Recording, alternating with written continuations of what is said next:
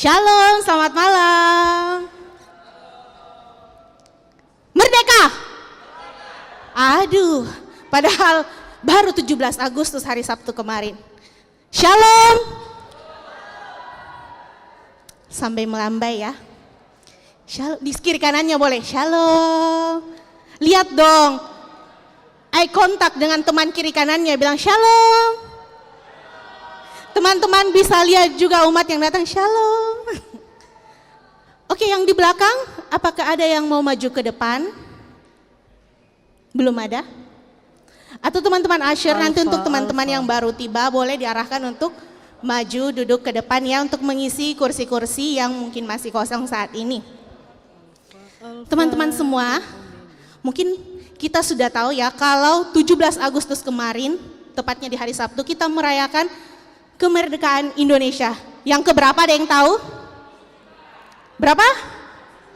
79 tahun, luar biasa sekali ya penyertaan Tuhan untuk kita. 79 tahun Indonesia sudah merdeka. Bagaimana dalam perasaan kita? Apa kemerdekaan itu kita rasakan juga? Dari ayah Semua Gita, siapa? diam. Saya tidak tahu kenapa semua diam. Berarti Lia. semua belum merasa merdeka? Alfa ya, Alfa. Semua yakin sudah merdeka bersama dengan Kristus kan? Coba tanya kiri kanannya, kamu merdeka? Apa? Apa? Merdeka Joko? Oh ya, Merdeka Ki? oke. Ada Oke, dasarnya kalau maksud lo? merdeka, mari kita mau yakinkan dalam hati kita bahwa Tuhan selalu menyertai hidup kita. Domus Fide kali ini kita masih dengan tema yang sama, The Ace of Life. Mudah-mudahan saya tidak salah ya. Oke. Dan ini adalah rangkaian 1 bulan ini selama bulan Agustus, dan pada hari ini kita akan sama-sama mendengarkan tema tentang noble heart, atau bagaimana kalau di bahasa Indonesia kan hati yang termulia. Tapi nanti akan dijelaskan oleh pembicara kita yang sudah hadir pada malam hari ini, pewarta kita yang ada dari Domus Fide GSM, ada Ko Henry Suciadi. Shalom Ko, kami akan mendengarkan apa sih maksud dari noble heart pada hari ini. Akan dijelaskan ya. Terima kasih, baiklah. Sebelum kita mulai Domus Fide kita pada malam hari ini, boleh lihat saya dulu. Boleh. Semangat Karena saatnya guys. saya lihat semuanya melihat ke depan, tapi saya rasa matanya nggak tahu lihat siapa. Tolong lihat saya dulu atau lihat teman-teman kita yang sudah merah-merah. Sudah lihat? Merah, Yakin sudah lihat? merah. Biasanya kalau warna merah kita bilang apa teman-teman? Lagu apa yuk bilang gue Ada yang tahu jargon ini? Menyala Indonesiaku. Oke? Cep, itu cep. Semua tahu? Pakai drum, ramein lah. Ini untuk AI, ini adalah A aja, semangat kasih A, untuk membuat kita ramein A. semangat sebelum memulai pujian pada malam hari ini. Boleh ikut gerakan saya sambil kita katakan menyala Indonesiaku. Berdiri dulu, berdiri. Ya, rame-ramein dikit lah.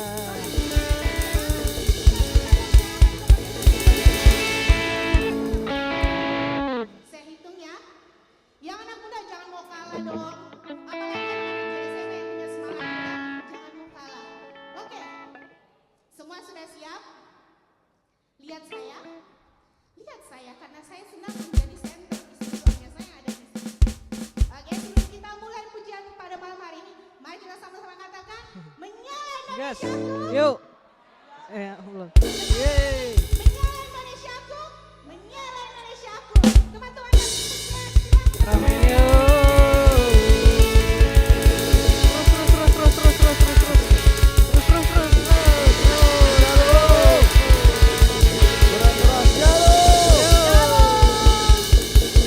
Siap untuk memuji Tuhan, amin. Amin. Oke, Oke guys, kita mau cep, sama-sama cep. melompat. Kita sama-sama Hitung, Cep. bilang bahwa Tuhan Yuk, baik Cep. dalam hidup kita, amin. Amin. Ikuti gerakan kita ya.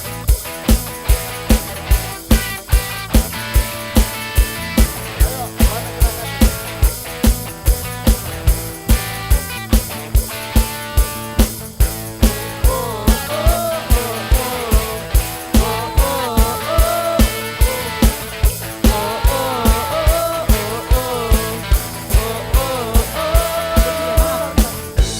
Begitu besar kasih telah tercurah bagi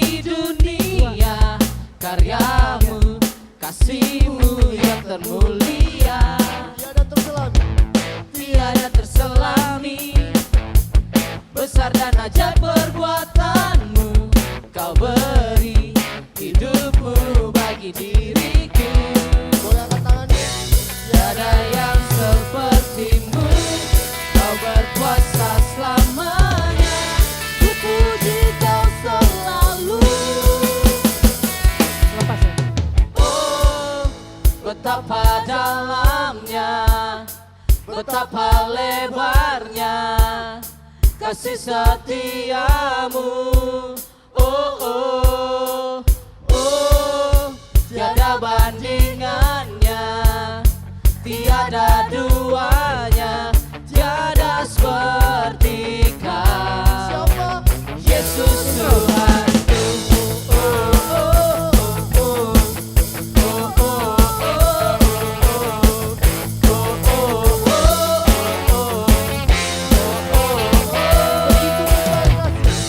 Begitu besar kasih tak tercurah bagi dunia, karyamu, kasihmu yang termulia,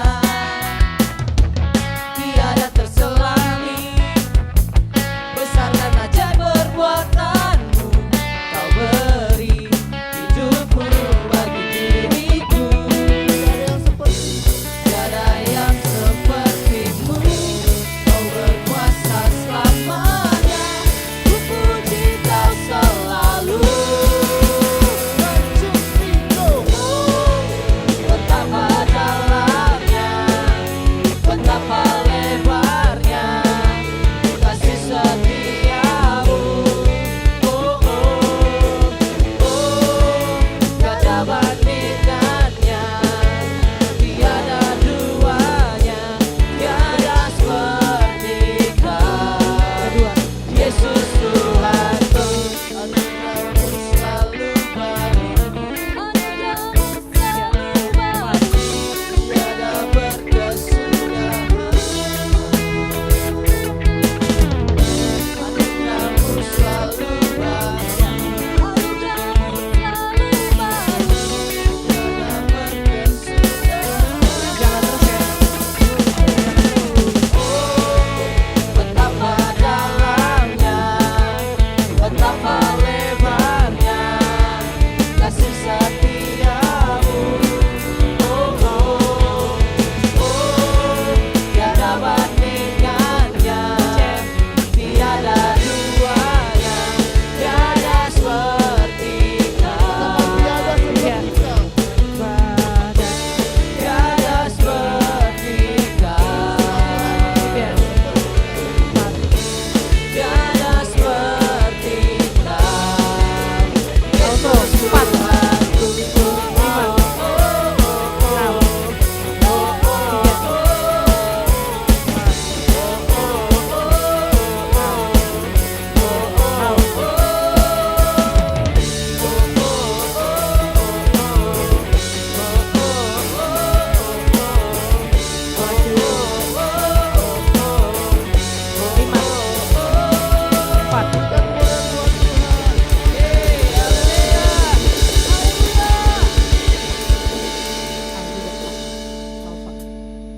Mari kita bersatu hati untuk memulai persekutuan doa pada malam hari ini. Dalam nama Bapa dan Putra dan Roh Kudus. Amin. Tuhan, ini kami anak-anak-Mu datang berkumpul untuk berdoa, untuk memuji dan menyembah-Mu Bapa. Kami serahkan hati, pikiran dan jiwa kami Lia, ada untuk keyboardmu keluar? siap menerima berkat kasih karunia-Mu dan Oh, mati pengurapan-Mu lewat doa, pujian dan Welly, penyembahan. isi muka. Inilah kerinduan kami Tuhan. Berkaryalah sebebas-bebasnya di tempat ini dari awal pertengahan hingga akhir. Turunkan Roh Kudus-Mu kayaknya petik sehingga aja boleh nggak apa-apa. melingkupi setiap hati kami. Sebab Engkaulah Raja yang mulia dan berkuasa untuk sekarang dan selama-lamanya. Ya, Amin. Wel. Lia soalnya nggak keluar keyboardnya. Tuhan, Masukin aja. kami mau Nyala nggak? mengucap Soalnya syukur keyboardnya Lia nggak nyala. untuk segala kebaikan-Mu dalam Welly, ambil hidup ya. kami. Karena besar kasih Ini lu doang, Wel. setiamu, Lu doang. kami ada sampai hari ini. Apa? Drumnya nggak Dan ada. pada saat ini Tuhan, kami mau Kau datang single. sujud dan Lu berterima petik aja kasih juga nggak apa-apa. untuk segala kebaikan-Mu dalam hidup kami. Karena kami percaya Tuhan, ungkapan syukur kami, ungkapan terima kasih kami hanya untuk menyenangkan hati-Mu. Kasih Tuhan. Oke, sekali lagi ya, Le. Well. Kasih Tuhan.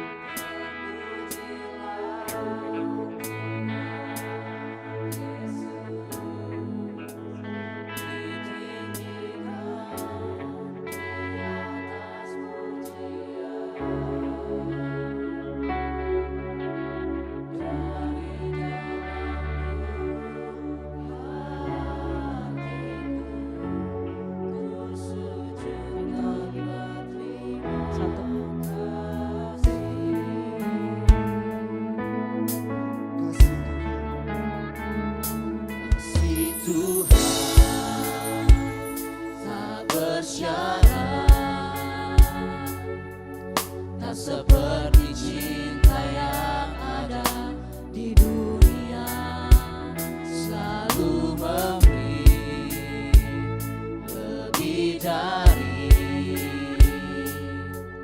yang layak ku terima di hidupku. Terpujilah Tuhan Yesus, ditinggikan di atas pujian, dari dalam lubuk hatiku ku sujud dan berterima kasih. Terpujilah Tuhan Yesus, ditinggikan di atas pujian, dari dalam lubuk hatiku ku sujud dan berterima kasih.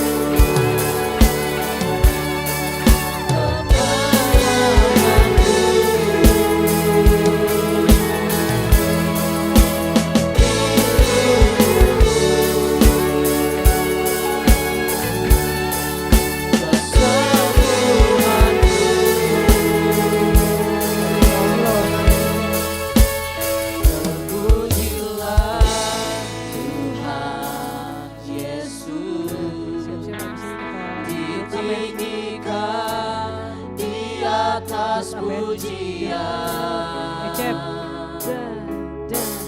dari dalam lubuk hatiku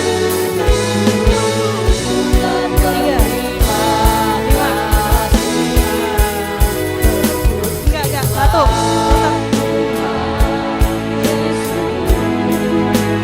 Ditinggikan di atas pujian,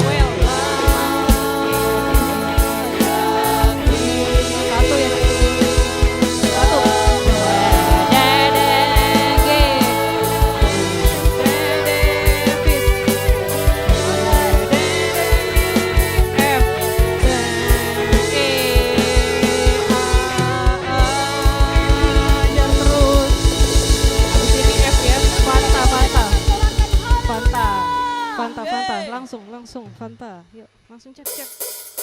Karena kita sudah dimerdekakan, mari sama-sama kita melompat untuk Tuhan kita.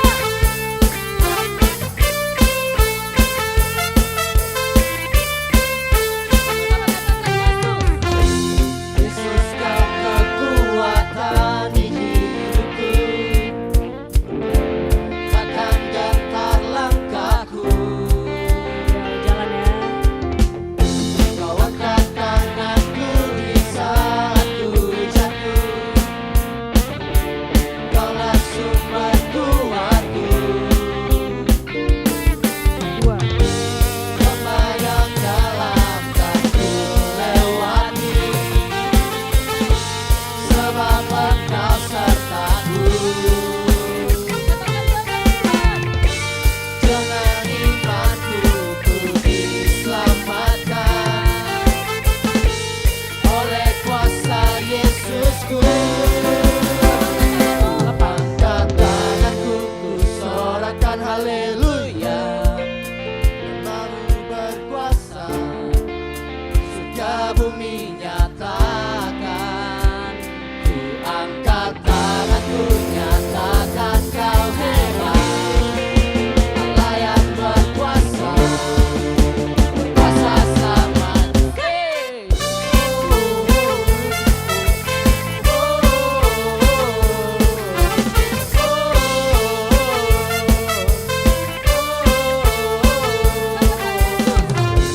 Yesus kau kekuatan di hidupku,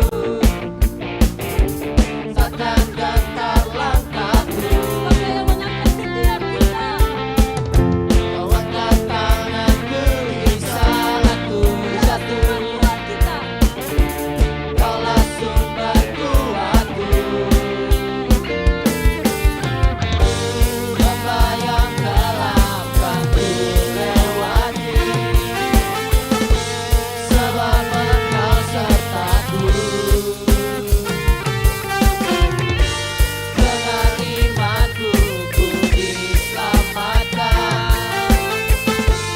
oleh kuasa Yesusku. Angkat tanganku ku sorakan haleluya, Namamu berkuasa, surga bumi nyatakan. Angkat tanganku nyatakan kau hebat, Allah yang perkasa, berkuasa 2, 3, 4. selamanya.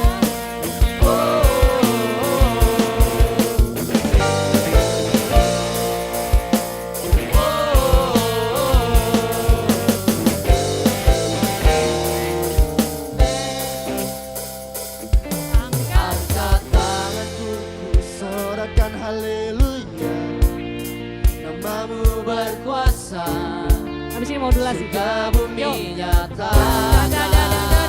Ku angkat tanganku nyatakan kau hebat, Allah yang perkasa, 2, 3, 4 ya. kuasa selamanya. Angkat tanganku ku sorakan haleluya, Namamu berkuasa, surga bumi nyatakan. Angkat tanganku nyatakan kau hebat, Allah yang perkasa, berkuasa selamanya.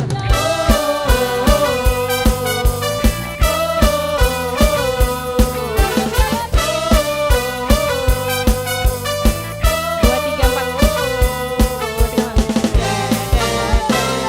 5. Oke. Telah memerdekakan kita. Terima kasih Tuhan. Diam di hadiratmu dari Fanta. Kita sudah merdeka. Kita sudah dibangkitkan Sharing dulu kenapa dia dari setiap keterpurukan kita. Bahkan Dia mengangkat kita di setiap lembah kekelaman.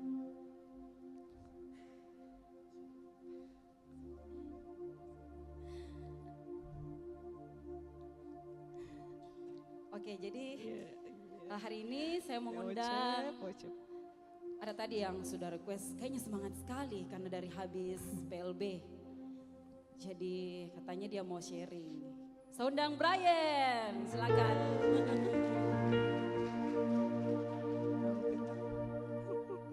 Oh, di skip sharing. Semangat dulu. Oke, shalom. Saya bersyukur bisa ikut PLB yang lalu, Jumat sampai Minggu yang kemarin ini. Jujur, hampir saya tidak ikut PLB karena tanggal 18 yang lalu rencananya saya ada acara ulang tahunnya Miss Dinar, perayaan Santo Tarsisius, pelindung Miss Dinar. Dan Inge, Sendra, dan yang lain-lain juga sudah tanya saya ikut Joko PLB. Saya bilang, tidak bisa kak ikut karena ada ulang tahunnya Miss Dinar. Tapi entah ajaibnya Tuhan, 1 minggu sebelumnya pas hari Jumat itu masuk WA di grupku, dia bilang acaranya nanti ditunda tanggal 25 karena tanggal 18 ada misa di Bumi Raja Wali. Dan di situ saya teringat langsung, oh saya mau ikut PLB. Jadi saya cari Inga langsung, Cevani tim registrasi, saya regis langsung dan akhirnya terdaftarlah saya ikut PLB. Dan saya bersyukur sekali ikut PLB. Kenapa? Ini Fanta atau Karena Lian? yang pertama, Oke. di situ saya diteguhkan kembali tentang panggilanku untuk jadi Romo. Jadi yang belum tahu, saya mau masuk seminari menjadi imam. Dan saya ingat satu kata-katanya Om Yohanes di sana, dia bilang, ketika kamu mengalami pengalaman dilukai, kamu mau jadi monster atau jadi orang kudus. Di sana saya diteguhkan langsung, saya menangis karena saya teringat tahun 2020 yang lalu saya pernah alami akibat dari luka batin seperti itu. Saya mengalami kekosongan, kegelisahan tanpa sebab. Bahkan kalau di keramaian gini saya dulu itu suka rasa gelisah sendiri. Tapi saya ingat ada Cesabe juga sebagai pendamping rohaniku dan di situ saya ikut SHDR dan lain sebagainya. Saya menangis karena saya alami cinta Tuhan yang luar biasa. Dan cintanya Tuhan itu yang pelan-pelan memulihkan saya, mengubahkan saya dan akhirnya saya berdamai. Dan cintanya Tuhan itu ternyata yang memanggil saya untuk menyebarkan cintanya Tuhan ke orang lain juga. Dan ketika saya dengar kata-katanya Om Yohanes yang tadi itu, saya langsung diteguhkan kembali. Tuhan, saya mau Engkau pakai saya jadi orang kudusmu, saya mau Engkau pakai saya jadi alatmu. Ketika saya alami luka dan saya bisa alami cintamu, saya rindu itu cinta juga saya bisa bagikan. Dan saya bersyukur saya diteguhkan di sana. Dan yang kedua, saya bersyukur karena melalui PLB saya akhirnya mengetahui bahwa ternyata pentingnya penyembuhan luka batin dan doa pelepasan sebelum kita melayani. Dan ini mungkin bisa juga jadi catatan buat teman-teman yang mungkin sudah sering melayani. Saya bersyukur ikut PLB sebelum saya mau berangkat Minantini ke seminari, karena ternyata ketika kita melayani dan masih ada luka dalam hatinya kita, jangan sampai iblis bisa bekerja lewat luka-lukanya kita, sehingga yang seharusnya kita menularkan cintanya Tuhan, kita malah buang sampah yang ada dalam hatinya kita ke orang lain. Yang seharusnya kita mengasihi, kita malah melukai karena kita terluka. Yang seharusnya kita jadi pemersatu tubuh Kristus, kita akhirnya menjadi pemecah belah. Dan yang seharusnya kita tarik lebih banyak jiwa yang baru, kita malah membuang jiwa yang sudah dipercayakan kepada kita. Maka penting kita membereskan terlebih dahulu hati kita sebelum melayani Tuhan.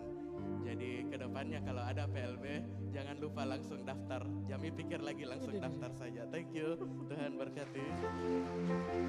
Sharing yang luar biasa sekali ya. Mungkin sudah merupakan rangkuman dari PLB kemarin. Jadi yang belum ikut, silakan ikut PLB selanjutnya. Oke, masih ada lagi? Oke, Ermelinda, tepuk tangan untuk Ermelinda.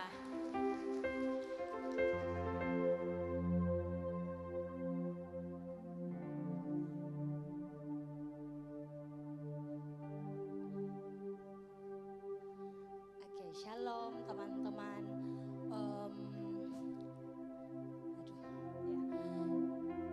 Saya juga mau sharing. Jadi kayak kemarin kan kita PLB dan itu bersamaan dengan kegiatan di komunitas sebelah. Jadi kayak saya sempat agak bimbang untuk memutuskan karena di satu sisi saya merasa saya juga butuh mengalami kesembuhan lewat retretnya kita begitu. Tapi kayak teman yang lain bilang kayak kok ikut nih retret yang ini juga, karena ini enggak setiap tahun ada, dan puji Tuhan tahun ini Makassar dapat bagian. Jadi ya singkat ceritanya saya merelakan untuk tidak ikut PLB dengan harapan bahwa lewat kegiatan ini juga saya bisa dipulihkan. Walaupun kayak saya di kepalaku kegiatan ini sama sekali tidak ada berkaitan dengan PLB begitu. Jadi singkat ceritanya saya ikut begitu. Tapi luar biasanya Tuhan, saya percaya kalau kayak Tuhan mendengarkan dan mengetahui kerinduan hatinya setiap kita begitu. Jadi ternyata di dalam kegiatan itu puji Tuhan, jadi kan di sesi-sesi awal itu ternyata kayak sebelum kayak kita, jadi campnya itu saya ikut camp Young Woman teman-teman.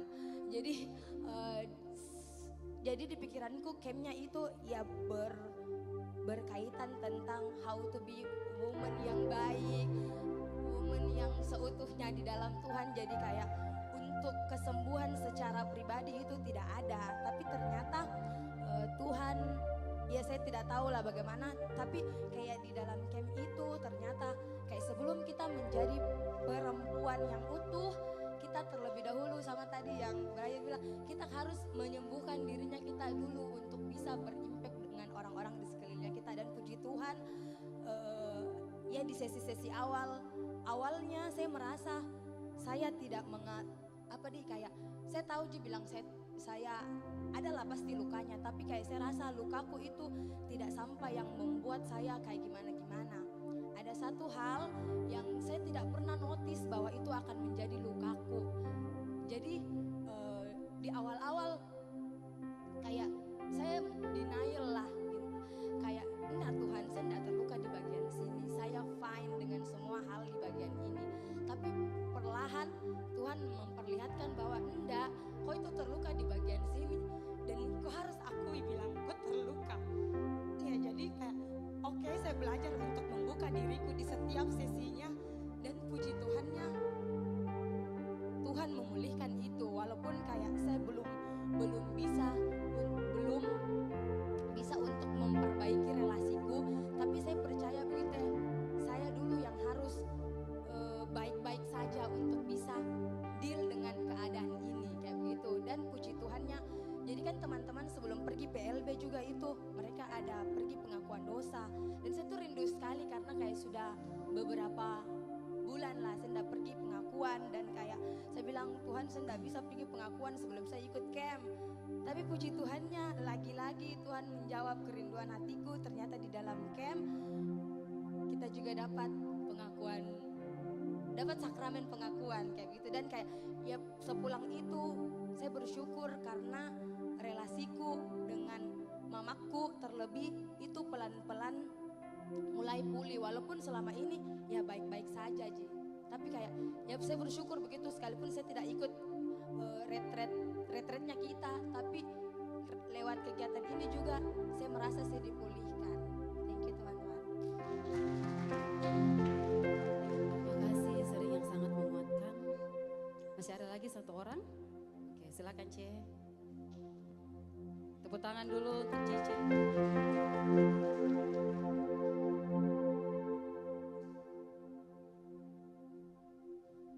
Shalom. Minggu lalu saya kan ke Surabaya, hari Rabu minggu lalu itu saya ke Surabaya antar anak saya kuliah. Saya bersyukur semua rencana yang telah saya atur dari Makassar itu selama di Surabaya itu berjalan lancar. Terkhususnya sudah jauh-jauh hari itu saya sudah menyiapkan hati untuk ke Tumpang. Jadi saya bilang sama anak saya, hari Kamis tanggal 15 itu kita ke Tumpang ya, PP. Jadi hari Kamis pagi itu saya sudah janjian dengan suster juga, dan hari Kamis pagi itu saya ke Tumpang Malang tuh PP. Bersyukur juga sepanjang perjalanan Tuhan lancarkan segala sesuatunya. Walaupun memang waktu ke Surabaya itu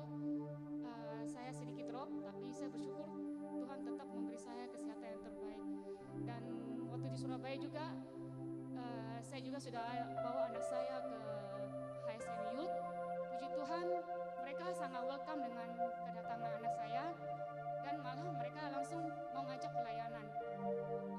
Saya bersyukurlah di Surabaya itu Tuhan menempatkan anak saya punya di komunitas yang positif, setidaknya dia bisa di situ lebih mengembangkan talenta-talenta dia. Dan ya walaupun memang sedikit sedih karena berpisah, tapi saya percaya rencana Tuhan adalah yang paling terbaik. Terima kasih. Puji nama Tuhan, terima kasih untuk setiap sharing yang boleh disampaikan, diseringkan pada malam hari ini. Sangat menguatkan untuk kita semua. Mari sama-sama kita kembali untuk menenangkan setiap hati kita. Kita mau tinggalkan sejenak setiap beban pikiran kita, mengarahkan hati dan pikiran kita kepada Tuhan. Mari sama-sama kita mau membuka setiap hati kita. Biarlah hadirat Tuhan pada malam hari ini boleh berkuasa, boleh memenuhi setiap hati kita yang rindu untuk datang menyembah.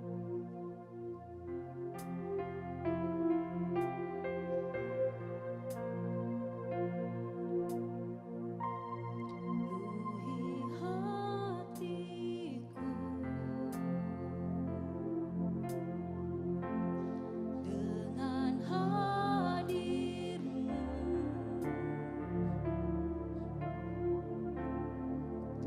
Ku rindu memandang wajah-Mu, oh Tuhan, di dalam kekudusan-Mu. Bawaku dekat dalam hati-Mu.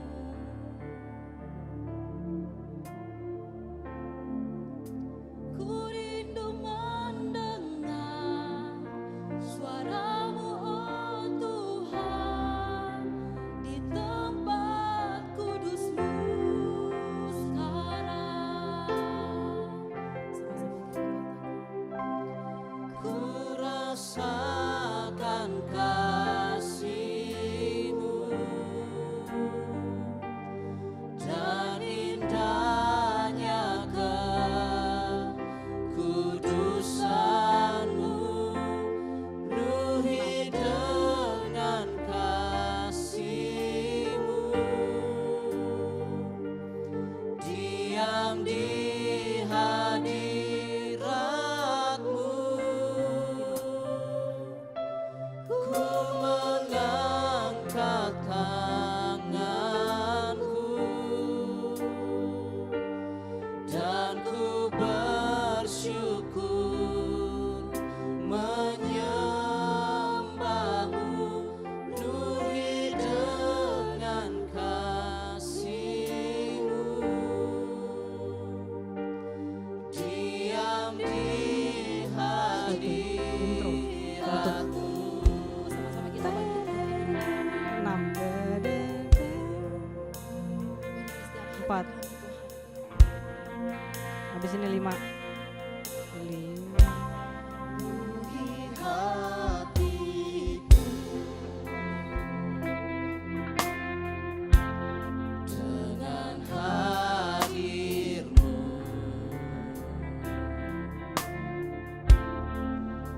Ku rindu memandang wajah-Mu, oh Tuhan, di dalam kekudusan-Mu. Bawaku dekat dalam hati-Mu.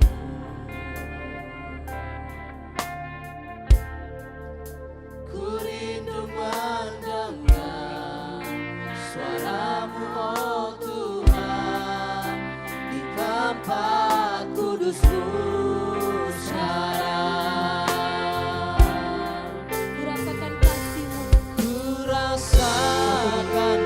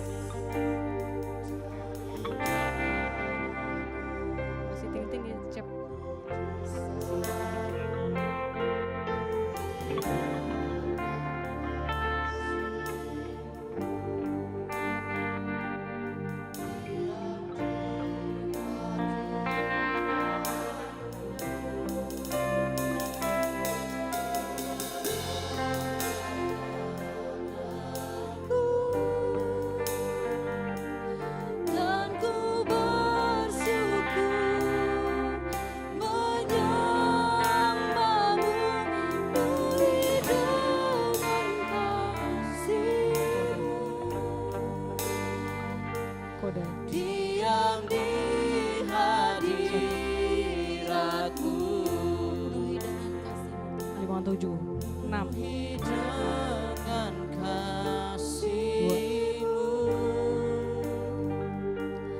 diam di hadirat-Mu, Katakan dengan segenap hati. 57, 6. dengan kasih-Mu, Langsung kick ya. diam di hadirat-Mu. 6, 2, Kami bersujud menyembah-Mu. 1, Kami bersayang hati, 6, kami dalam kepadamu. 2, Naikkan syukur kami, naikkan sembah kami. Oh Yesus, kami mau menyembah Yesus, sebab Kaulah kami, sebab Kaulah Raja kami.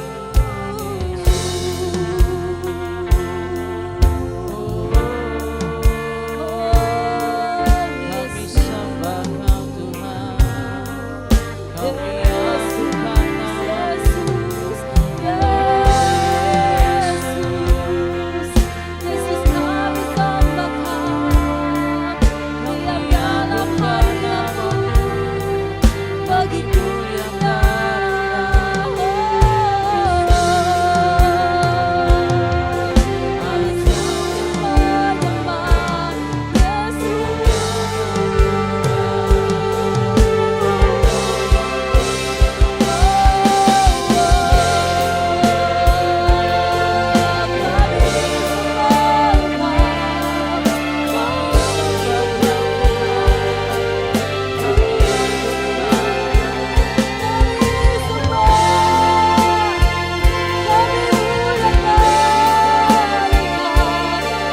Sebab Kaulah Rajaku,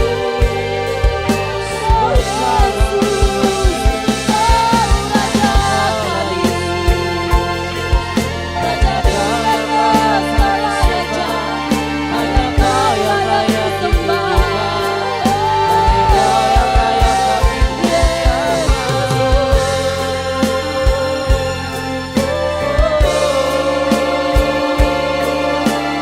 Yesus Tuhan, nama-Mu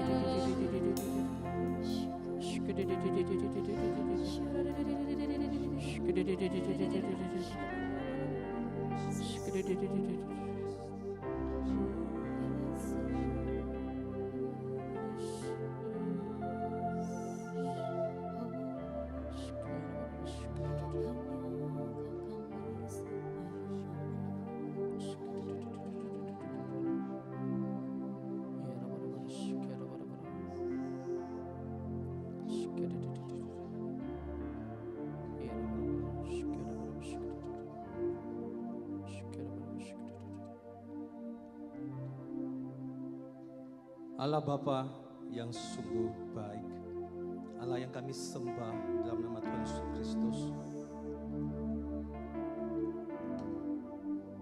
Kami bersyukur Tuhan, hari-hari yang boleh kami lalui, hari-hari di mana kami boleh berjalan bersama Engkau, menikmati setiap anugerah-Mu, setiap penyertaan dan berkat-berkat-Mu. Khususnya kami telah boleh merayakan kemerdekaan negara kami ini yang ke-79. Selama ini Engkau telah menyertai kami, memberikan kami kebebasan. Terima kasih untuk semuanya Tuhan. Dan sebentar lagi Tuhan, kami akan belajar kebenaran firman-Mu. Pakai hamba-Mu ini Tuhan dengan segala kekurangan, agar boleh memberitakan apa yang hendak Engkau sampaikan kepada umat-Mu. Lawati setiap umat yang hadir, berikan mereka telinga yang boleh mendengarkan dengan jelas dan boleh mengerti setiap pemberitahuan firman. Terima kasih Tuhan, demi Yesus Kristus Tuhan dan Juru Selamat kami. Amin.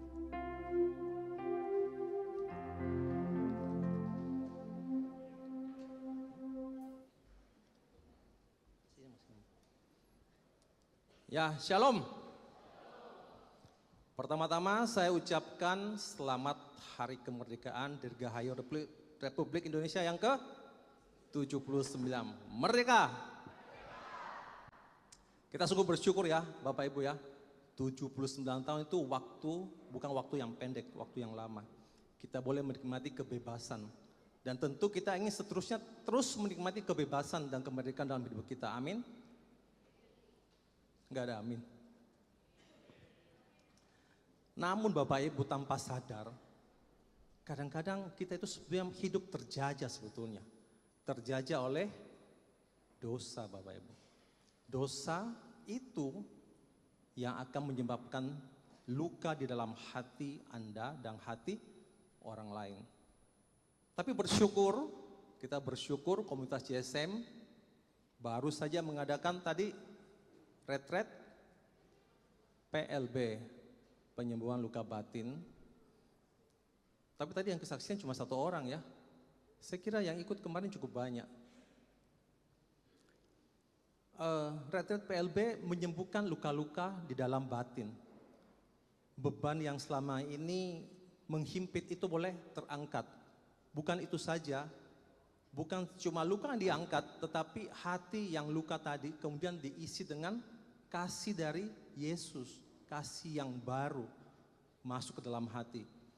Makanya itu saya melihat foto, saya sendiri tidak sempat ikut, tapi saya lihat foto, ada seorang teman, dulu dia sudah lama nggak sel, tapi setelah ikut PLB ini, dia ikut sel Bapak Ibu. Saya lihat, wah saya senang sekali, kasih Tuhan dia kembali mulai bersemangat. Ya. Dan berbicara tentang kebebasan, tentu kita semua pengen hidup bebas dan merdeka. Tapi jangan sampai hidup yang bebas itu kita jalani dengan salah. Kita menjadi hidup semaunya. Kita hidup hanya demi kepentingan diri kita sendiri. Kita sudah tidak peduli dengan orang lain. Itu namanya egois. Kita menjadi yang egois, menjadi orang yang egois. Bapak Ibu, orang egois tuh enak nggak kalau kita ketemu orang egois? Gak enak Bapak Ibu. Contoh lah paling gampang, antrian. Pernah nggak diserobot antrian? Jengkel nggak? Orang-orang yang nyerobot itu orang egois atau bukan? Tapi saya baru tahu, ternyata sekarang kalau menyerobot antrian itu penuh dengan sopan santun Bapak Ibu. Jadi minggu lalu, saya itu ikut sebuah acara, terus makan prasmanan gitu ya. Jadi makan prasmanan kita semua ini ngantri kan, ngantri ya. Setelah saya ngantri, pas saya sudah hampir giliran saya, tiba-tiba ada seorang ibu-ibu datang. Boleh, saya ambil sop aja. Oh, sop aja kan? Oh, silakan nggak apa-apa. Tapi tahu nggak? Begitu dia masuk ke depan saya, langsung dia panggil. Anaknya 2 orang Bapak Ibu. Ayo cepat. Jadi akhirnya saya ini diserobot 3 orang. Ternyata jadi hati-hati. Kalau orang nyerobot dengan sopan, itu bisa banyak orang Bapak Ibu. Oke. Hari ini saya dikasih ayat ini, Filipi 2 ayat 4. Bisa ditampilkan, kelihatan nggak ya? Saya dikasih ayat Filipi 2 ayat 4, tapi saya ingin mengajak Bapak Ibu membaca mulai ayat ketiga. Oke? Jadi kalau Bapak Ibu lihat di situ nggak ada kelihatan angkanya, tetapi ayat 3 itu berhenti pada kata-kata diri sendiri. Jadi yang wanita membacakan ayat yang ganjil, yang pria membacakan ayat yang genap. Oke? Silakan. Ayat 3.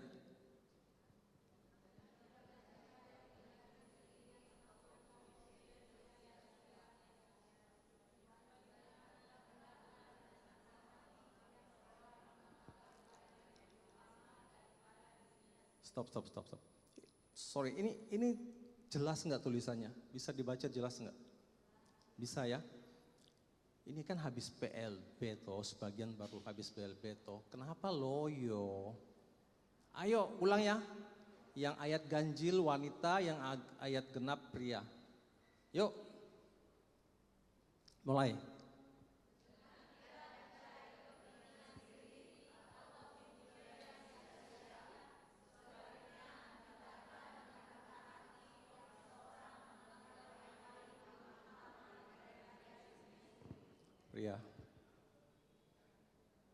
Pria.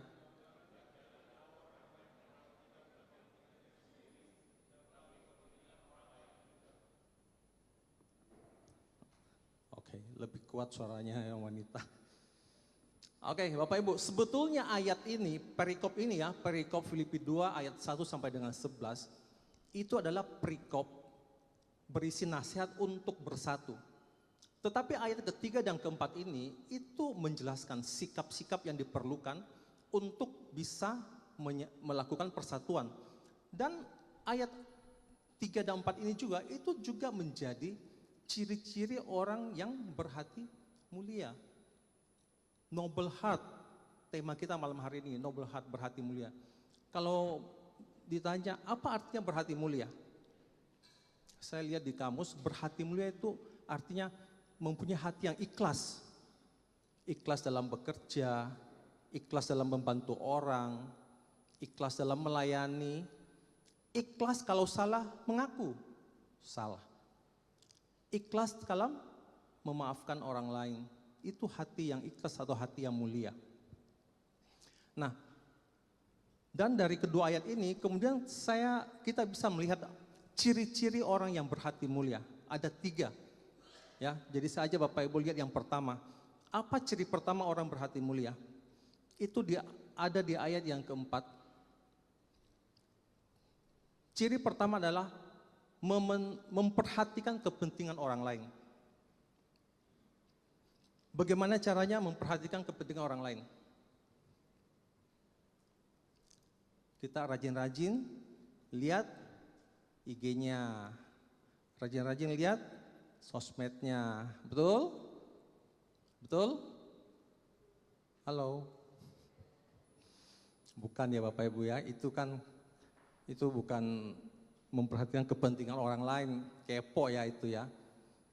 Cara memperhatikan kepentingan orang lain adalah jangan fokus pada kepentingan diri sendiri. Artinya bukan kita tidak boleh memperhatikan kepentingan diri sendiri, tetapi jangan terus-menerus hanya kepentingan kita yang kita perhatikan. Kita juga perlu memperhatikan kepentingan orang lain. Saya kasih ilustrasi yang sederhana. Misalkan ada 5 orang berkumpul dalam sebuah acara lah. Kemudian disediakan kue 5 biji, jadi 1 orang 1. Salah satu nih, katakan si A, dia itu ternyata lagi ngidam sama kue yang disajikan tersebut. Aduh, sudah berhari-hari ngidam kok kebetulan disajikan kue itu. Maka kemudian dia lihat disajikan kue itu, dia senang sekali. Wah, dengan cepat dia ambil 1 dan makan. Kebetulan waktu itu, karena janjian 5 orang, 1 orang ini terlambat, belum datang. Akhirnya masih tersisa berapa kue di piring? Tersisa 1 kue di piring kan. Nah, si A ini, bagaimana sikap si A? Kalau dia tidak bisa menahan diri, memakan kue yang 1 itu tersebut, mungkin dengan alasan apapun karena temannya belum datang, itulah contoh bahwa dia adalah orang yang egois, hanya mementingkan diri sendiri. Tapi kalau sikap yang egois sebetulnya bagaimana? Tentu lebih disimpan. Ayo jangan dimakan, simpan nanti temannya yang lain datang supaya bisa diberikan. Itu ciri pertama. Kemudian ciri yang kedua itu ada di ayat 3b.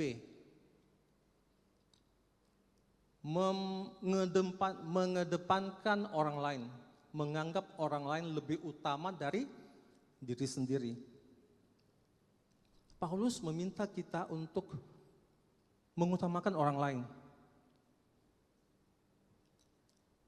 Gampang nggak sih? Gampang nggak mengutamakan orang lain? Susah. Tapi Paulus minta, utamakan orang lain. Bagaimana caranya mengutamakan orang lain? Yaitu dengan kerendahan hati. Rendah hati itu tidak sombong. Rendah hati itu bisa menghargai orang lain. Kadang-kadang Bapak Ibu, kita kalau berhadapan dengan orang-orang yang di atas kita ya, maksudnya mungkin dia lebihlah dari kita ya, kita tuh mudah kita rendah hati. Oh iya, orang yang punya kedudukan tinggi atau pejabat-pejabat atau apalah, kita mudah rendah hati. Atau misalkan pastor misalkan, ada pastor nggak datang hari ini ya? Nggak ada ya? Dengan pastor kita misalkan, pasti kita rendah hati, kita pasti ikut perintahnya, tidak berani melawan, betul nggak? Di sini ada yang berani perintah pastor? Pasti nggak ada ya, kecuali satu orang ya. Kenapa ketawa? Satu orang itu maksud saya, pasti mamanya. Kalau mamanya pasti dong bisa perintah anaknya, masa enggak? Betul enggak? Nah, jadi kita hanya bisa mengutamakan orang lain kalau kita bisa menghargai orang lain. Contoh sederhana, misalkan dalam suatu ruang tunggu yang ada kursinya. Apakah di rumah sakit atau di stasiun atau di mana aja lah ruang tunggu. Kemudian semua kursi udah terisi penuh dan Anda salah satu yang duduk di kursi ruang tunggu. Lalu datang seorang yang ibu-ibu yang sudah agak tua lah datang. Dia juga mau menunggu, tapi karena nggak ada kursi terpaksa dia berdiri. Nah, apa yang Anda lakukan? Kalau lihat ada orang tua seperti itu, Anda kan duduk juga, menunggu juga. Anda mau berdiri, mempersilahkan orang tua tadi duduk di kursi Anda, atau Anda cuek-cuek aja, pura-pura nggak lihat. Jadi sikap itu yang akan menentukan apakah kita bisa mengutamakan orang lain atau tidak. Ya. Kemudian ciri yang ketiga itu ada di ayat 3a, itu adalah jangan suka menyalahkan orang lain. Jadi dikatakan tidak mencari kepentingan sendiri atau puji-pujian yang sia-sia.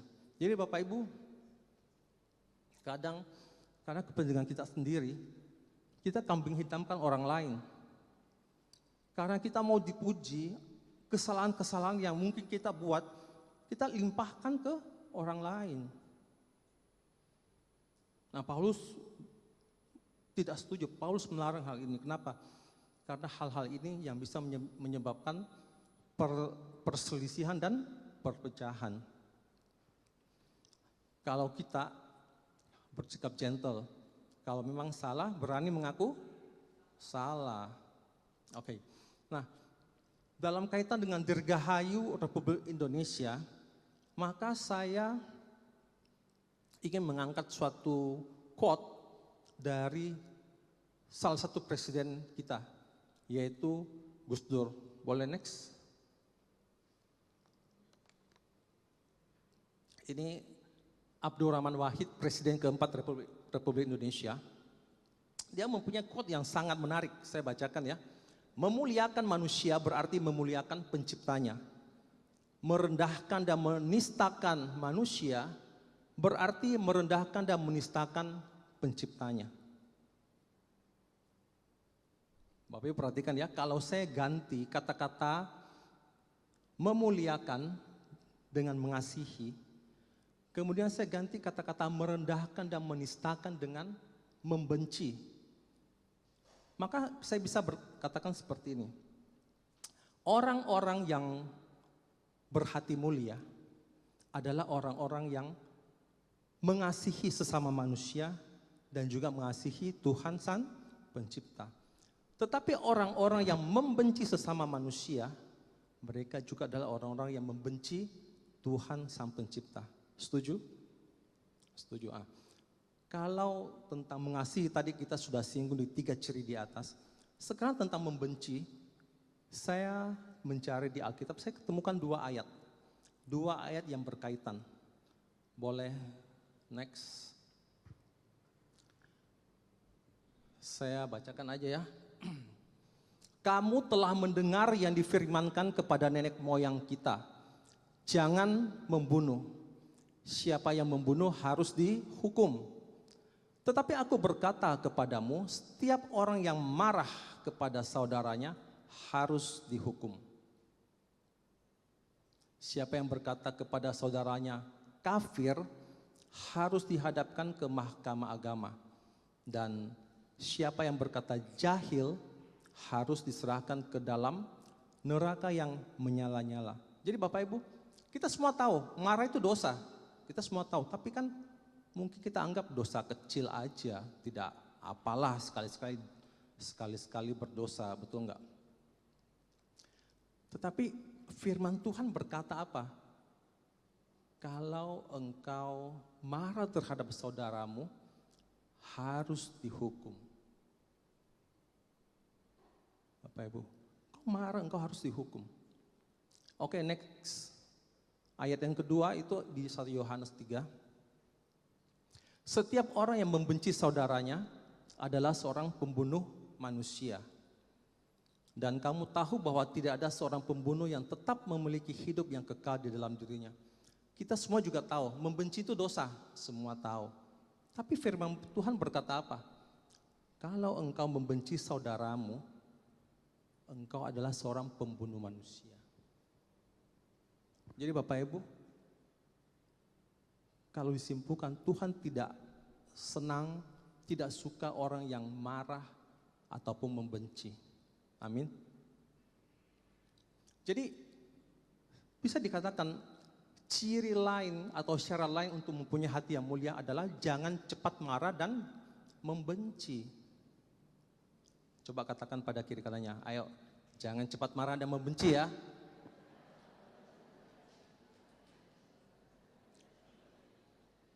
Namun masalahnya Bapak Ibu, marah dan benci ini 2 hal yang biasa kita alami, betul enggak? Atau yang sering kita alami, betul enggak?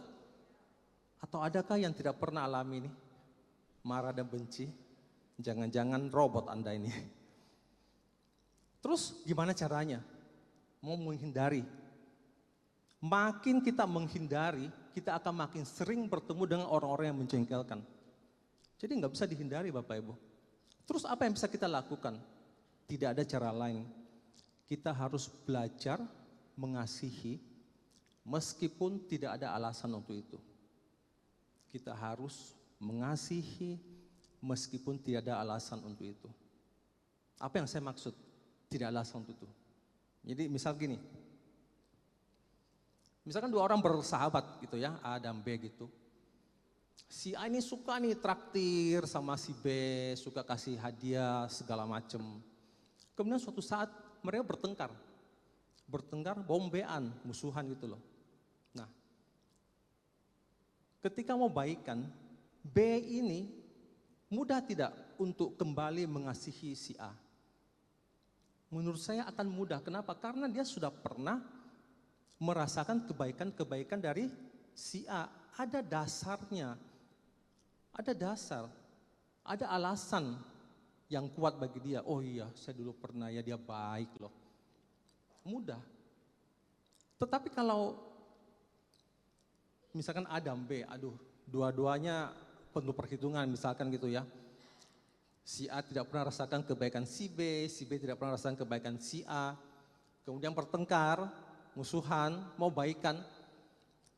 Saya kira akan lebih sukar untuk mau mengasihi kembali karena tidak ada alasan yang kuat. Tidak ada alasan yang kuat. Tetapi Bapak Ibu, kita mau belajar kepada Tuhan Yesus sendiri. Yesus mengasihi semua orang, termasuk orang-orang berdosa. Dan kita semua, kita juga orang-orang berdosa, bukan? Kita orang berdosa pun Tuhan Yesus kasihi. Kenapa? Karena Tuhan Yesus mempunyai hati yang maha mulia, hati yang penuh dengan belas kasihan. Maka Bapak Ibu, kalau misalkan Anda kesulitan dalam mengasihi, mungkin tidak ada alasan yang kuat atau apapun, datang kepada Tuhan, berdoa kepada Tuhan, minta Roh Kudus bantu. Minta Roh Kudus bantu. Saya percaya untuk hal-hal seperti itu, Tuhan akan bekerja secara luar biasa dalam hidup Anda. Ya. Oke, baik. Sekarang dalam kaitan dengan kemerdekaan, kita ini sebagai umat Allah, kita ini mau melakukan sesuatu. Kita juga mau melakukan sesuatu untuk bangsa dan negara kita. Tidak berdiam diri saja. Apa yang dapat kita lakukan? Kita mau lebih peduli. Kita mau lebih berbagi kepada orang-orang di sekitar kita dalam lingkungan masyarakat kita. Nah, maka saya akan memberikan 3 langkah apa yang dapat kita lakukan untuk hal tersebut. Oke, next. 3 langkah. Yang pertama itu memberi perhatian. Yang kedua itu menolong. Dan yang ketiga itu mengasihi. Jadi maksud saya tadi Bapak Ibu sudah dengar, orang yang berhati mulia, punya noble heart, mestinya dia akan mampu melakukan ketiga hal ini. Ya, memberi perhatian. Ini berbicara dalam konteks yang kecil ya, tetangga kita. Saya mau bertanya dulu, Bapak Ibu sini apakah kenal dengan tetangganya semua? Kenal semua? Tidak ada yang kenal? Aduh. Ada tidak yang musuhan sama tetangganya? Ada. Oh, tidak ada. Penting bagi kita untuk membangun hubungan, membina hidup yang rukun dengan tetangga. Tetapi pertama-tama kita harus kenal dulu. Kalau kita tidak kenal, bagaimana caranya membangun hubungan? Saya juga sering berpikir DF, misalkan DF seperti ini, Bapak Ibu hadir mungkin mungkin ada 100 orang ya, atau berapa ya. Ini sudah saling mengenal belum semua ini? Belum saling mengenal. Pantas tidak kenal sama tetangganya Bapak Ibu ini. Tim DF mungkin bisa bikin sesuatu supaya masa sekian lama datang ke DF bersama-sama loh dalam persekutuan doa, sama-sama memuji Tuhan, tapi tidak saling kenal. Sudah bertahun-tahun nih. Pantasan dengan tetangga tidak kenal juga. Nah, kenapa kita harus membina hidup yang rukun dengan tetangga kita? Saya akan memberikan 2 poin. Poin pertama itu adalah amanat agung. Bisa next slide. Ini amanat agung, Matius 28 ayat 9. Pergilah, jadikanlah semua bangsa muridku. Jadi ini Bapak Ibu harus tahu, ini perintah Tuhan untuk kita semua. Kita semua mempunyai tugas untuk mewarta. Atau dengan kata lain, kita mempunyai tugas evangelisasi. Mengevangelisasi orang-orang. Itu tugas kita semua loh. Bukan cuma hanya terbatas pada pastor atau katakan misalkan tim atau pewarta, enggak, semua, Anda semua juga punya kewajiban untuk itu. Mewartakan Yesus kepada semua orang. Kalau kita ketemu dengan orang Kristen, maka evangelisasi kita adalah Kristen yang pasif itu, kita evangelisasi menjadi Kristen yang aktif. Tapi kalau non-Kristen, maka evangelisasi yang kita lakukan adalah apa? Kita tunjukkan cara hidup kita, sikap hidup kita. Kita adalah orang-orang yang bersikap baik dalam kehidupan kita. Agar mereka melihat, oh ternyata ya, orang Kristen baik loh, sikapnya baik loh. Tidak melakukan yang jahat. Dan syukur-syukur kalau mereka tertransfer, kemudian mereka juga ikut mencontoh perbuatan kita. Nah, itu kita sudah lakukan evangelisasi.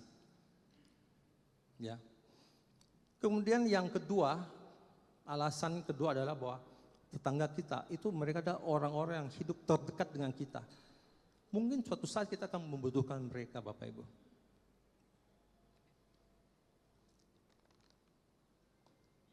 Saya punya pengalaman. Jadi saya tinggal di tempat tinggal saya. Suatu hari saya pulang, saya agak terburu-buru pulang naik mobil. Saya nggak sadar sih, saya agak terburu-buru pulang karena mau ke PD waktu itu. Kemudian saya pulang mandi, langsung keluar lagi mau ke tempat PD. Baru keluar rumah sedikit, saya dihadang oleh seseorang. Tetangga saya ternyata dihadang pegang batu, Bapak Ibu. Mobil saya mau dipukul, saya kaget. Ada apa ini? Marah, orangnya marah, Pak, pegang batu. Saya bilang, Pak, kenapa, Pak? Dia bilang, tadi kamu hampir nabrak saya loh. Saya nggak sadar, karena terburu-buru ya mungkin saya kurang memperhatikan. Marah. Waduh, saya kaget. Saya bilang, Pak, sorry, minta maaf, saya tidak lihat. Sebagai singkat cerita, akhirnya dia turunkan batunya, saya jalan gitu aja. Tapi setelah itu, tiap kali kalau saya ketemu dia, lihat dia nggak pernah muka yang senyum gitu loh, kayak muka musuhan gitu. Sampai suatu saat, ada kematian di rumahnya, Bapak Ibu. Ternyata saudaranya ada yang meninggal. Nah, waktu itu istri saya suruh, ayo kamu harus ke sana loh, melayat ke situ. Aduh, saya nggak kenal, ya kan? Saya tidak kenal, terus kan itu tahu ya kalau kebiasaan atau mereka punya adat itu kan dibaringkan gitu aja ya. Saya sebenarnya cukup salut sama istri saya untuk hal-hal yang seperti ini. Dia itu punya kelebihan, peka gitu. Akhirnya saya pergi, saya nggak lama pergi, salami sebentar, memberi uang duka, terus saya pulang gitu aja. Tapi Bapak Ibu tahu apa efeknya? 1-2 hari kemudian saya jalan ketemu sama orang yang dulu pegang batu itu loh, mau pukul mobil saya itu loh. Begitu lihat saya, dia angkat tangan, wah kayak orang teman lama. Pak, saya kaget, saya juga oh ya. Jadi maksud saya coba, ketika kita lakukan sesuatu, kita memberikan perhatian, itu kita membangun relasi Bapak Ibu. Jangan kita cuek-cuek aja, enggak pusing lah. Sana mau apa pokoknya kita hidup-hidup sendiri aja. Jangan, kalau kita mau belajar untuk peduli, kita perlu mencoba langkah-langkah seperti ini. Ya. Kemudian yang kedua itu tadi memberi perhatian, yang kedua tadi adalah menolong. Ada ayatnya, silakan. Saya ambil dari ini, Matius 5. Biarlah terangmu bersinar di hadapan manusia supaya mereka melihat pekerjaan baikmu dan memuliakan Bapamu yang di surga. Ini langsung contoh aja. Saya punya seorang teman, B lah namanya, nggak usah sebut nama B. Dia tinggal di sebuah lingkungan yang cukup padat. Dan saya mendengar maka saya berbaik pada Bapak Ibu ya. Ternyata orang-orang di sekeliling rumahnya itu kalau ada apa-apa suka mencari dia untuk minta tolong. Kebetulan dia kan punya mobil, jadi mungkin beberapa orang yang tidak punya kendaraan, kalau perlu cari dia minta tolong. Contohnya gimana? Pernah ada satu waktu, ada yang mau melahirkan, cari mobil kan masih lama, ke dia. Dan ini teman saya luar biasa. Dia nggak meskipun lagi kerja, kalau orang perlu langsung dia menolong, turun tangan. Oh ya, oke, siap, langsung diantar. Malam lagi istirahat, orang minta tolong, siap ngantar. Pernah suatu waktu ada tetangganya salah minum, Bapak Ibu. Dipikir air dalam botol, ternyata ini obat nyamuk, Bapak Ibu. Saya juga bingung ya, kok bisa orang taruh air sama obat nyamuk berdampingan. Tapi yang jelas dia salah minum obat nyamuk dan gawat gitu ya. Dan orang yang langsung dicari ya teman saya ini, dan dia segera mengantar ke rumah sakit. Jadi ini sikap yang baik, Bapak, menolong orang.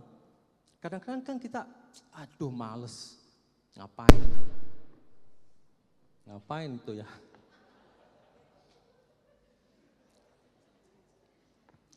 Bikin kaget aja ini, belum menolong sudah kaget. Anda perlu belajar untuk lebih mau mengulurkan tangan, menolong Bapak Ibu. Itu hal baik, dan itu tidak ada ruginya loh. Selain melakukan kebaikan, sebetulnya itu ada timbal baliknya.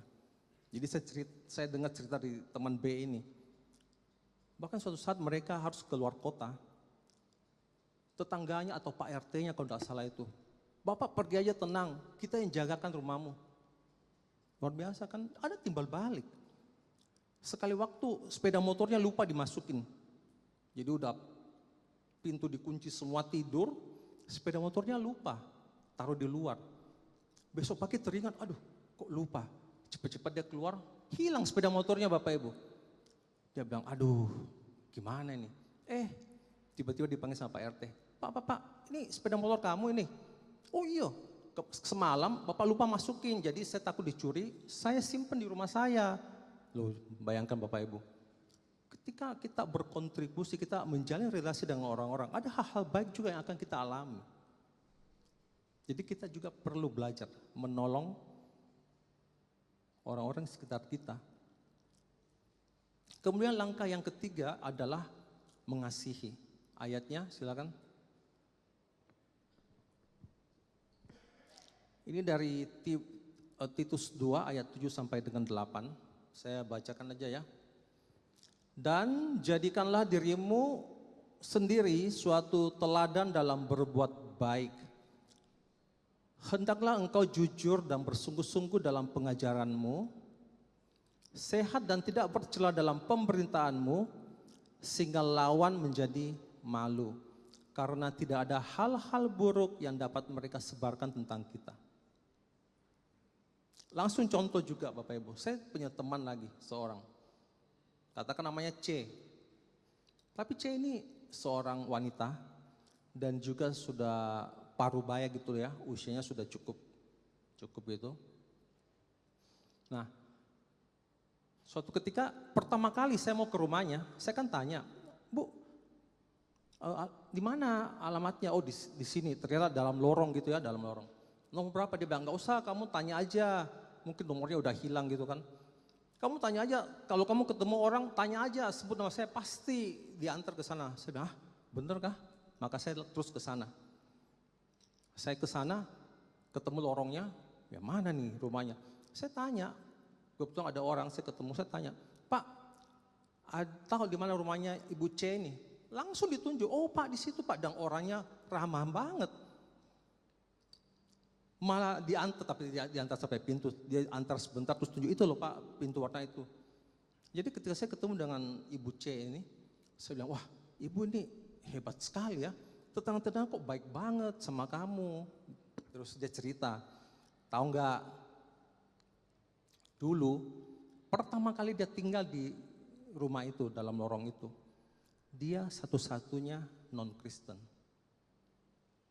Jadi dia kalau masuk keluar, ketemu tetangga, dia sapa, senyum, sapa. Tapi tidak pernah dibalas Bapak Ibu. Bahkan dibuang muka gitulah. Tapi dia santai aja, cuma dia merasa, kok pada nggak suka ya sama saya ya, ada apa ya? Ya udah, waktu berjalan. Waktu berjalan ternyata suatu hari seperti perasaan suka itu mencapai puncaknya. Suatu pagi dia keluar rumah, buka pintu. Ternyata apa? Mohon maaf, di pintunya itu diberi kotoran binatang, Bapak Ibu. Waduh, dia kaget. Marah nggak? Bapak Ibu kalau gitu marah nggak? Pasti marah. Tapi siapa yang lakukan juga nggak tahu. Tapi dia yakin pasti di antara tetangga ini. Tapi entah siapa. Terus apa yang dia lakukan? Apa responnya? Apa yang dia perbuat menghadapi hal semacam ini?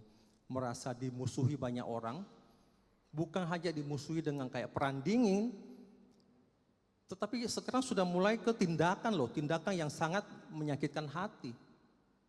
Betul nggak? Apa yang dia lakukan? Dia bilang, bersyukur saya udah ikut CAP. Kalau Bapak Ibu belum pernah dengar, CAP itu adalah kursus evangelisasi pribadi. Tadi kan saya sudah bahas tentang evangelisasi ya. Jadi di situ diajarkan ya seperti tadi dan hal-hal lain.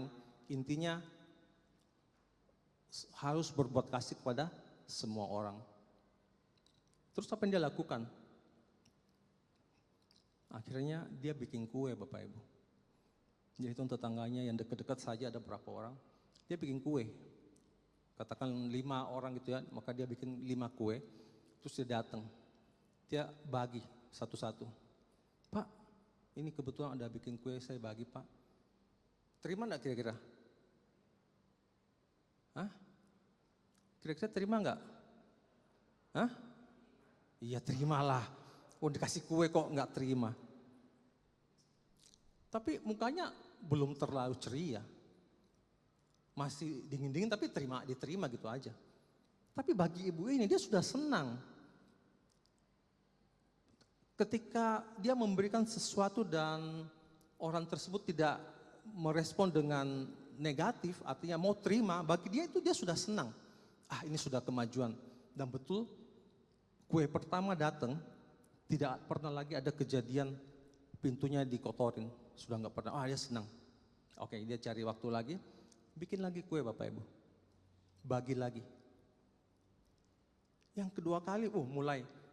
Oh terima kasih Bu. Wah mulai. Ada respon yang baik. Mulai tersenyum. Wah ibu ini tambah senang.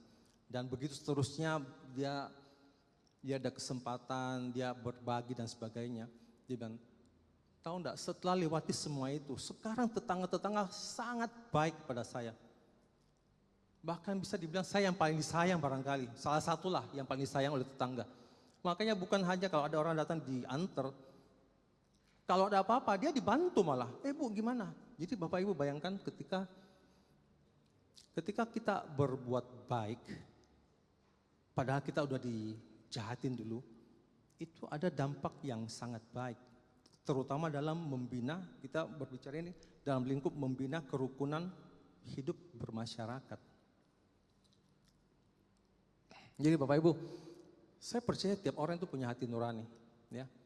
Kalau dia lakukan hal yang jahat tapi dibalas dengan hal yang baik, hatinya itu pasti tersentuh. Asal kita lakukan dengan tulus loh. Pasti dia rasa sih, masa enggak? Yang penting dilakukan dengan tulus, jangan dilakukan dengan motivasi. Kalau kita lakukan perbuatan baik karena ada motivasi itu berbeda. Jadi misalkan karena kita butuh nih bantuannya, kita baik-baikin dia, berbuat baik pada dia, itu beda, ada motivasi. Kita butuh bantuannya untuk ini, atau kita lagi tunggu-tunggu kantau dari si dia, kita berbuat baik, itu kan penuh motivasi itu. Ya kan? Itu seperti ada udang di balik.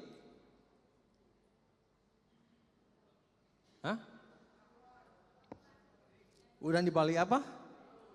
Bakwan. Ya pinter ini, enggak mungkin, sudah bukan batu ya. Tapi kalau saya udang di balik siomay deh, karena saya suka siomay udang. Oke. Jadi kita lakukanlah hal-hal yang baik seperti itu. Ya kan? Dan Kalau saya mendengar cerita tadi ya, bahwa ternyata pemberian itu membantu kita dalam menjalin relasi. Maka saya pikir-pikir sebetulnya ketika Anda misalkan bermusuhan dan mau baikan, sebetulnya ada cara yang sangat efektif untuk cepat baikan. Apa itu? Ajak makan Bapak Ibu, itu cepat. Jangan cuma jabat tangan doang, itu kan aduh sudah nanti tidak berasa lah. Tapi kalau ajak makan itu cepat. Apalagi kalau makan sop ubi, makan sop lidah. Orangnya nggak ada ya. Oke, dan yang terakhir tim pujian, silahkan.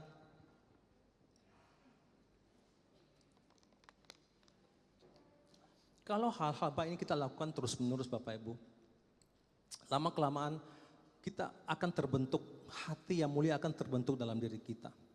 Dan pada saat itu juga iman kita itu pasti terus bertumbuh, semakin dewasa. Dan yang terpenting satu, pengenalan kita akan Tuhan Yesus Kristus itu akan semakin dalam. Dan kita boleh berharap pada suatu saat kita akan diberikan pintu kerajaan surga untuk boleh masuk ke dalam kerajaannya yang kekal. Amin. Oke. Mari kita berdoa. Golf. Allah Nggak Bapa lihat, yang golf. baik, terima kasih Gajah. pada kesempatan ini kami boleh Langsung miringin kalau udah siap ya. mendengarkan bagaimana menjadi seorang yang berhati mulia. Bantu kami Tuhan, agar kami juga mau berusaha Oh loading, kenapa bisa mati? mempunyai hati yang mulia. Oh, kau mau Pak Willy? Bantu kami Golf. untuk boleh belajar Lagunya memperhatikan kepentingan-kepentingan orang lain.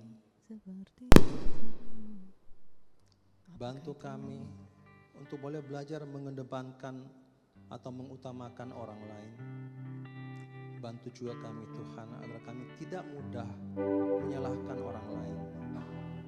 Bantu kami juga Tuhan agar kami tidak cepat marah.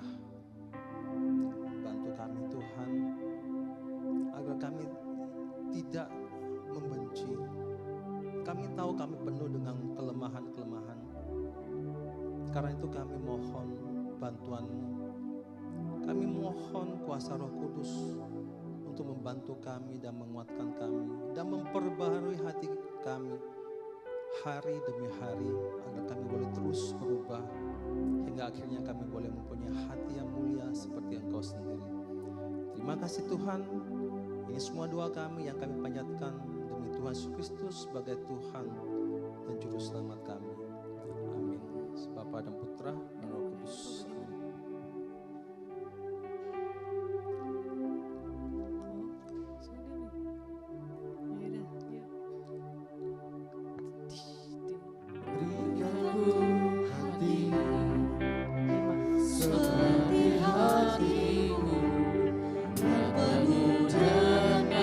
Sini kita masuk aja ya, Cem. Yuk masuk. Berikan aku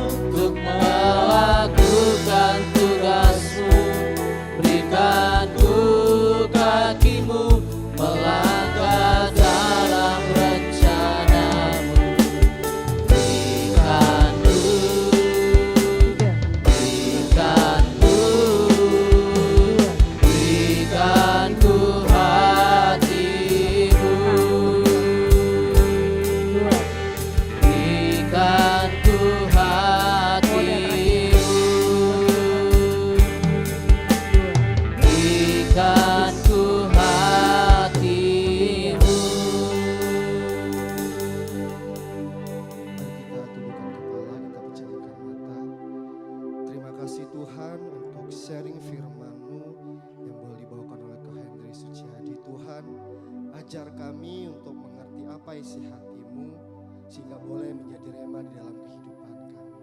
Dan kami bersatu hati Tuhan untuk mendoakan Ko Henry Suciadi di dalam keluarganya, di dalam pekerjaannya dan di dalam pelayanannya. Tuhan, Kau yang selalu tuntun ia dan memberkati di mana pun beliau berada. Dan juga Tuhan, kami berdoa untuk kolektif pada malam hari ini. Ajar kami untuk memberi apa yang terbaik yang ada dalam diri kami. Engkau memberkati tangan-tangan yang memberi dan berkat yang sama juga untuk tangan-tangan yang belum bisa memberi. Sehingga kami bisa memperluas kerajaan-Mu melalui komunitas kami. Karena kalau pengantara kami, kini yang sepanjang segala masa. Amin. Nanti suarakan haleluya dari Fanta ya. Puji nama Tuhan, terima kasih Ko Henry untuk firman-Nya yang luar biasa yang telah disampaikan. Baiklah, sebelum saya sampaikan beberapa pengumuman, kantong persembahan akan dijalankan. Jadi untuk Bapak Ibu, teman-teman sekalian, boleh silakan dimasukkan untuk persembahannya di kantong persembahan yang teman-teman dari Asher akan jalankan. Dan bagi yang mungkin belum bawa uang tunai, bisa langsung scan di QR Code yang ada di depan. Untuk teman-teman yang tidak atau tunggu, sabar. Aduh, sabar. Ayo, minta tolong ke tengah lagi. Anda yang bawa ke sini. Saya butuh konsep untuk dilihat. Oke. Sambil kantong persembahannya dijalankan, boleh dari multimedia. Untuk pengumuman di minggu depan, kita masih dalam rangkaian yang sama, The S of Life. Dan untuk minggu depan, untuk tema terakhirnya itu ada persona shifting. Oke? Persona shifting. Kalau saya salah pengucapan, mohon maaf soalnya saya orang Indonesia, agak sedikit susah berbahasa Inggris. Oke teman-teman bisa lihat, ini untuk tema minggu depan dan pewartanya itu ada Koko Joywala dari Surabaya. Jadi jam 7 malam di sini di Aula Gereja Gotong-Gotong lantai 3. Jadi boleh ajak teman-temannya, saudara atau sahabat untuk mengikuti Domus Video minggu depan di tema terakhir kita di rangkaian bulan Agustus ini. Oke, dan yang berikutnya.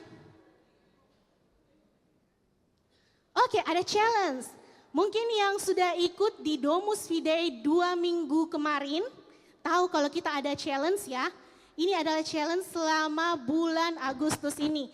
Jadi challenge-nya itu yang waktu awal bulan Agustus dibagikan kartu.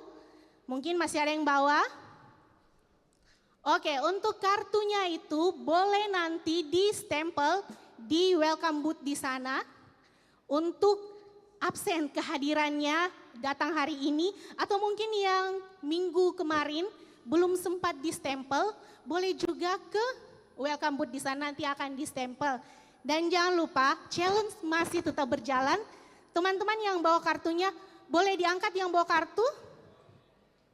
Lihat. Oke, yang di belakang. Chris. Yang bawa kartunya boleh tetap challenge-nya dijalankan, boleh foto dan nanti jangan lupa dengan kartunya difoto, berikan selfie terbaik Anda dan jangan lupa di tag di Instagram JSM ya. JSM IG-nya JSM, ya. Oke, jangan lupa di tag ya teman-teman, supaya teman-teman dari panitia yang membuat challenge bisa lihat mana sih teman-teman yang aktif dari minggu pertama, kedua, dan sampai minggu ketiga ini. Dan untuk last challenge-nya itu yang pasti di Rabu minggu depan. Jadi teman-teman di Rabu minggu depan untuk stempelnya, welcome booth-nya itu akan dibuka hanya sampai 19.30.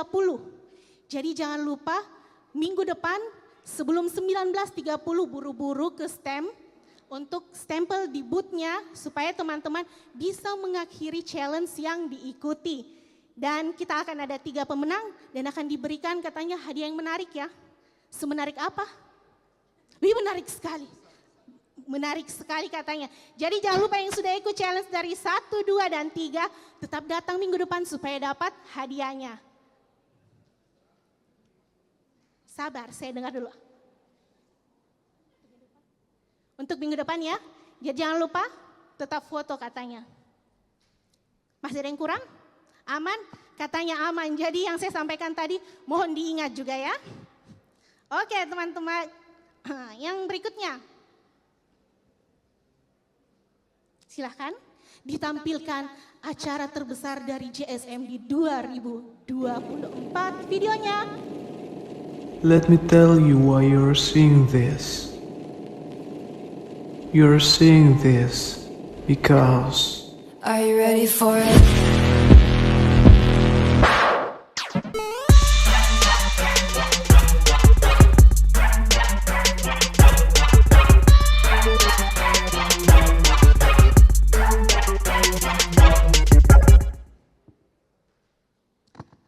Oke, KRK di tanggal 13 Oktober 2024. Ada yang tahu gambar yang pembicara kita yang akan datang nanti?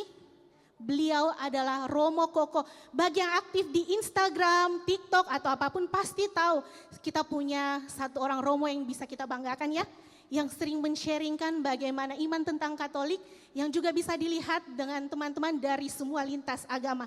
Dan nanti kita akan undang di Nusantara Hall di Hotel Rinra pada tanggal 13 Oktober 2024.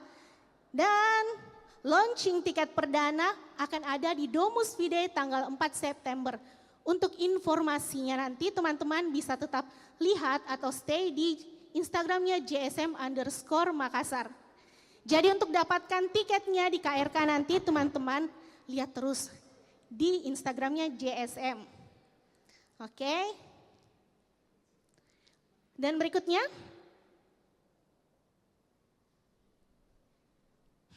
Dan berikutnya untuk teman-teman yang mau berpartisipasi dalam acara nanti di Domus Fide, karena saya yakin setiap kita mungkin ada yang partisipasinya, ada yang lewat pelayanan, ada yang ikut jadi umat, tapi kan seperti yang disampaikan oleh teman saya Koko Geri kemarin, Koko Geri, di mana ada acara di situ butuh, tunggu dulu saya dengar ini harus keras, di mana ada acara di situ butuh?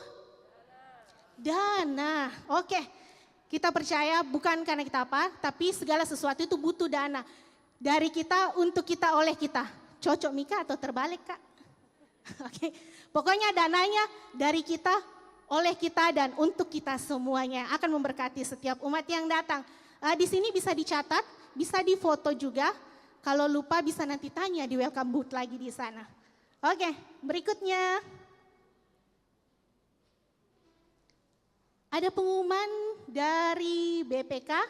Saya boleh panggil Koko Jo Setiawan untuk bantu saya menyampaikan pengumuman apa yang akan ada dari BPK. Mungkin ada acara atau apa kok?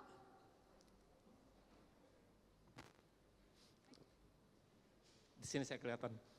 Marcella sudah sedikit sedih mukanya. Enggak apa-apa ya. Tidak, saya main-main. Ada titipan dari Ibu Vera, dari tim dananya BPK. Nanti kita kan ada acara KRK ini diawali dengan festival band, itu juga butuh dana.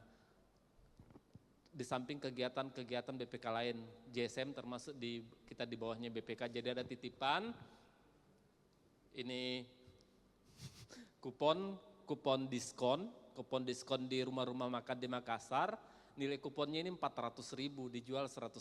Jadi kuponnya ini langsung bisa dipakai makan, nanti dipotong, dipakai makan di restoran-restoran atau kupon diskon. Ada yang 10%, sebelum buka sih total diskonnya, merchan-merchannya apa semua.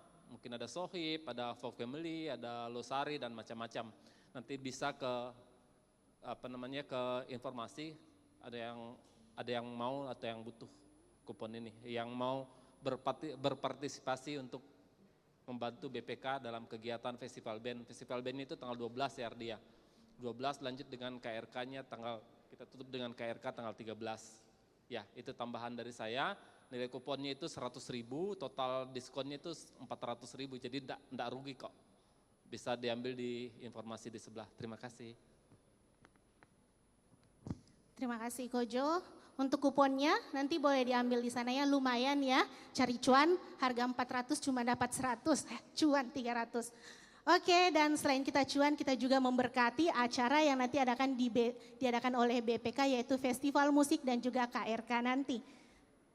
Dan oke, mungkin ada yang baru pertama kali hadir pada malam hari ini, atau yang sudah 2 kali, atau ada yang baru hadir kembali. Oke, untuk yang baru pertama kali hadir, tidak usah melambaikan tangan, tidak perlu, nanti boleh langsung datang ke welcome booth, nanti dari teman-teman sana akan memberikan gift sebagai tanda selamat datang, dan boleh dong datang minggu depan lagi untuk mengikuti Domus Fidei seterusnya lagi. Terima kasih, dan tidak ada lagi pengumuman. Saya mau sampaikan terima kasih banyak untuk kita semua. Untuk teman-teman terutama yang mengambil bagian dalam pelayanan pada malam hari ini, terima kasih. Tuhan Yesus memberkati dalam setiap pelayanan apapun teman-teman lakukan. Terima kasih juga buat pembicara kita, Ko Henry Suciadi, Tuhan Yesus berkati. Dan untuk kita semua, umat yang sudah hadir, terima kasih, Tuhan Yesus berkati. Dan datang lagi yuk Domus Fidei minggu depan. Dan untuk doa penutup, saya boleh panggil Ko Jimmy Sucipto.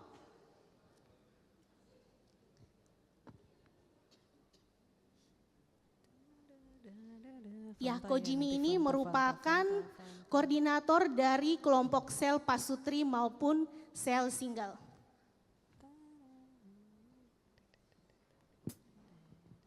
Oke, teman-teman, mari kita bangkit berdiri, kita mau nutup.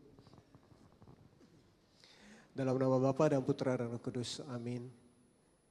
Bapa dalam surga, kami bersyukur untuk persekutuan kami pada malam hari ini. Tuhan, terima kasih untuk setiap kebenaran firman-Mu juga yang boleh kami dengarkan bersama. Tiba saatnya kami mau pulang, biar belas kasih-Mu senantiasa beserta kami semua. Berkati juga perjalanan pulang kami dan orang-orang yang akan kami temui, biar damai sejahtera-Mu juga menyertai orang-orang yang kami temui. Ini doa yang kami sampaikan kepadamu, bahwa terang Yesus Kristus adalah Tuhan dan Juru Selamat kami. Amin. Dalam Bapa dan Putra dan Kudus. Amin. Oke. Mari sama-sama kita kembali F dulu, yuk F. Domus Fidei kita pada malam hari ini dengan satu pujian.